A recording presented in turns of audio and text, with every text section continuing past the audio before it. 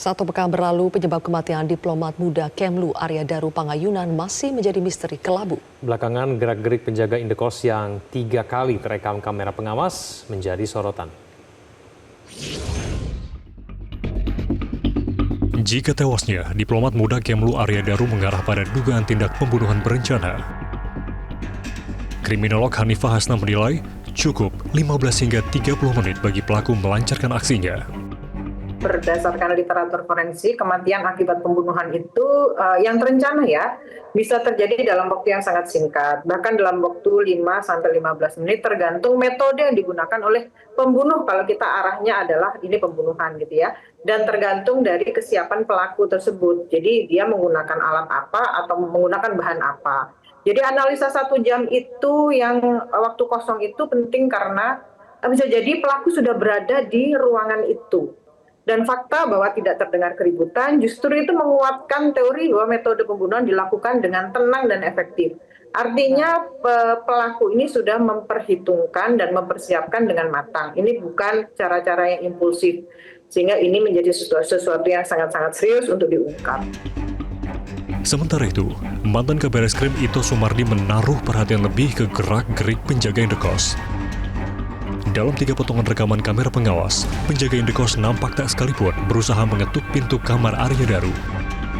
Mungkin saja si penjaga kos tersebut menerima pesan dari istrinya dan itu mungkin bisa dibuktikan dengan jejak digital ya, dari HP.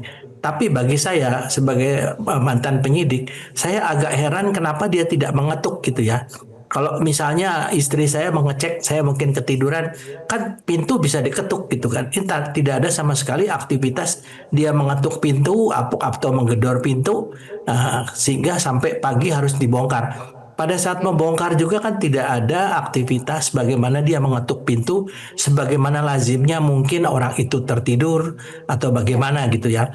Nah ini mungkin menurut saya ini satu hal yang perlu didalami oleh teman-teman dari penyidik ya. Kasubdit Penmas Polda Metro Jaya, AKBP Polisi Ronald Simanjuntak mengatakan, mondar-mandirnya penjaga indekos terjadi karena ada 3 kali permintaan dari istri almarhum untuk memeriksa kamar. Pesan pertama dikirim istri Daru ke penjaga indekos di Selasa malam pukul 22:40. Pesan dan panggilan kedua berlangsung pada Rabu dini hari pukul 00:48. Dan panggilan ketiga terjadi pukul 5:27 waktu Indonesia Barat. Karena terus dimintai tolong untuk memastikan kondisi Arya Daru di Selasa pagi, atas izin pemilik indekos dan istri almarhum, penjaga indekos mencongkel jendela kamar, berhasil membuka pintu yang terkunci.